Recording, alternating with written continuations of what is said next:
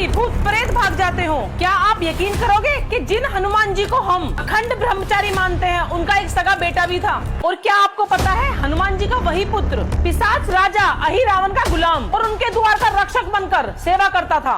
और जरा ठहरिए, बात सिर्फ यही खत्म नहीं हो जाती। जिस देश के कोने कोने में हर मोड़ पर जय श्री राम और जय हनुमान के नारे गूंजते हैं, इसी देश में एक गांव ऐसा भी है जहां हनुमान जी के नाम से लोग नफरत करते हैं, जहां उनका नाम लेना मना है, जहां उनकी पूजा करने वालों को गांव से बाहर का रास्ता दिखा दिया जाता है। चौंक गए ना? दिमाग हिल गया होगा। आप सोच रहे होंगे कि ये लड़की क्या बकवास कर रही है। हनुमान जी तो बाल ब्रह्मचारी थे, उनकी तो कभी शादी ही नहीं हुई थी। फिर उनका बेटा कहाँ से आया और वो अहिरावण का गुलाम कैसे बना? और भारत में ऐसा कौन सा गाँव हो सकता है जहाँ हनुमान जी से नफरत की जाए? लेकिन दोस्तों, इतिहास जितना खूबसूरत दिखता है उसकी गहराइयों में कुछ सच उतने ही कड़वे और हैरान कर देने वाले होते हैं। आज मैं आपके सामने वही दो बड़े और सनसनीखेज और हिला के रख देने वाले सच बोलने जा रही हूँ। आइए पहले मुद्दे पे आते हैं। आप सबने रामायण पढ़ी है और देखी है। आप जानते हैं हनुमान जी ने जीवन भर ब्रह्मचर्य का पालन किया, लेकिन ये मकर ध्वज कौन है? ये बात तब की है जब हनुमान जी पूरी लंका को अपनी पूंछ से जलाकर राख कर दिए थे।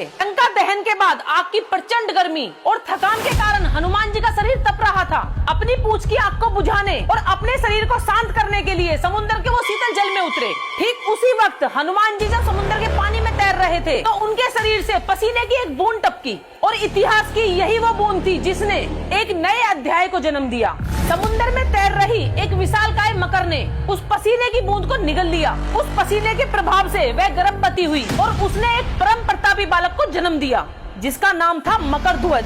सोचिए, हनुमान जी को इस बात का खुद एहसास नहीं था। इस बात का खुलासा तब हुआ जब अहिरावण श्री राम और लक्ष्मण का अपहरण करके उन्हें पाताल लोक ले गया। जब हनुमान जी प्रभु श्री राम को बचाने के लिए पाताल लोक के द्वार पर पहुँचे तो वहाँ पहरा दे रहा था एक महाबली योद्धा। और जब हनुमान जी ने उससे उसका परिचय पूछा